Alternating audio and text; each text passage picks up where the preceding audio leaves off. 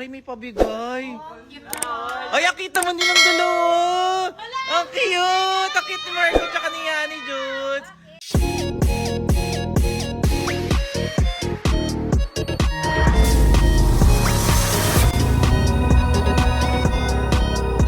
May naghahanap na poging lalaki dito kay Yani Judes sa Manix. Uy, pogi naman ito.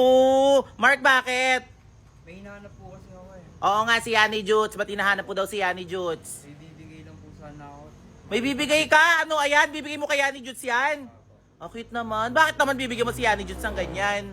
Makipag-tiktok po kasi ako. Ay! Makikipag-tiktok daw siya kay Yani Judes! Eh, eto, tamang-tama pala. Nandito na si Yani kasi magbablog din kami. Yani, halika dito! Yani, oh. Ayan, oh. May naghahanap sa'yo. Kailan pa kayo nagkakilala ang dalawa niyan? Ito, si Mark. Oh, paano kayo nagkakilala ni Mark? Kasi dati nag-aaral siya sa AU sa Manila. Oh, hindi ka naman nag-aral sa Manila. Kailan ka nag-aral sa Manila? Wala naman ako sinabi nag-aral ako. Ah. Nagtitinda ako ng sampagita doon, suki ko siya. Lagi siyang bumibili, kaya ayun, naging maging kayo. Ah, nagtinda ka dati ng sampagita sa Maynila. Oh, ayun, may bibigay daw sa'yo si Mark, oh. Oh. Ay! Ano yan? Patingin nga ako yung suot mo. Dito ka, oh, tabi kayong dalawa, oh. Taray, may pabigay. Ay, akita mo nilang dalawa.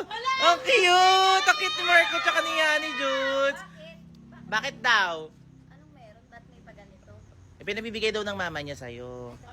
Thank Oh. you. Kailan ka pa nagkaroon ng kakilala dito? Bukod sa kanya, di ba meron ka pang kakilalang isa? Kuya, kaso wala na eh. Ah.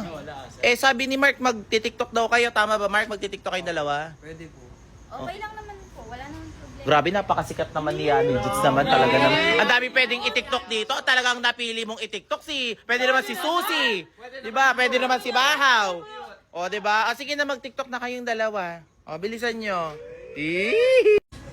Oh my gosh, parang meron. Sa tingin niyo meron? Meron. Tingnan nyo, oh, parang meron. Wala, ang cute nilang dalawa. Parang meron talaga, oh. Bagay ba? Meron. Bagay? Sa tingin nyo bagay? Ang cute. Wala, ang cute nilang dalawa.